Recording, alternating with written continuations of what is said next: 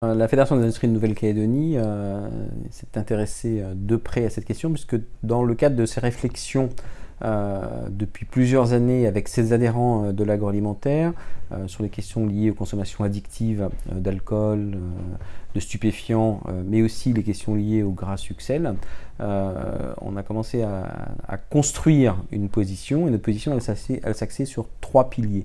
Et un des piliers, c'était la prévention. On a découvert ce modèle islandais porté par le professeur Milkman, et on s'est dit que ça pourrait être intéressant de voir si on pouvait dupliquer ce modèle islandais en Nouvelle-Calédonie. On s'est axé sur la jeunesse calédonienne, puisque le modèle islandais a pour objectif de travailler sur les consommations addictives des jeunes, et donc c'est ce projet qu'on déploie en sollicitant les collectivités pour qu'elles s'approprient le projet et que ça devienne un projet qui soit porté bien au-delà de la simple fédération des industries, mais qu'on ait un vrai projet de lutte contre les consommations addictives avec un pilier prévention fort qui pourrait être les actions que les communes ou les collectivités vont mener à la suite de l'enquête qui a été menée par le professeur Milkman dans les collèges et les lycées de 3 communes aujourd'hui.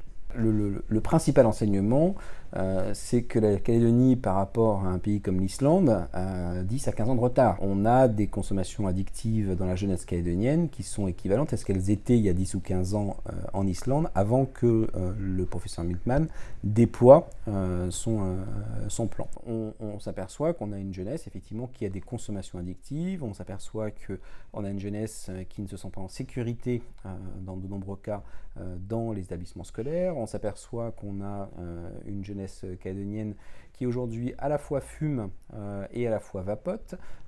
Donc on a un vrai plan, de vrais plans à mettre en place pour lutter contre ces consommations addictives maintenant. Derrière, il va falloir adapter les actions des communes à la réalité des données qu'on a collectées. Et puis il va falloir mesurer l'efficacité des actions qu'on a mises. Il va falloir accompagner le rôle des parents dans l'éducation des enfants. Il va falloir accompagner ou ajuster les plans de déploiement pour faire du sport, pour développer des activités artistiques. Donc il y a effectivement un accompagnement de la jeunesse pour répondre aux attentes de la jeunesse qu'il va falloir mettre en place. Notre espoir, c'est que les autres grandes communes qui pour l'instant n'ont pas répondu répondent présentes sur ce projet, puisqu'on sait que sur des villes comme Nouméa, on a aussi des problématiques de consommation addictive dans la jeunesse. We can make some progress using this kind of approach. I think that it's entirely possible to make some changes in a positive direction in New Caledonia.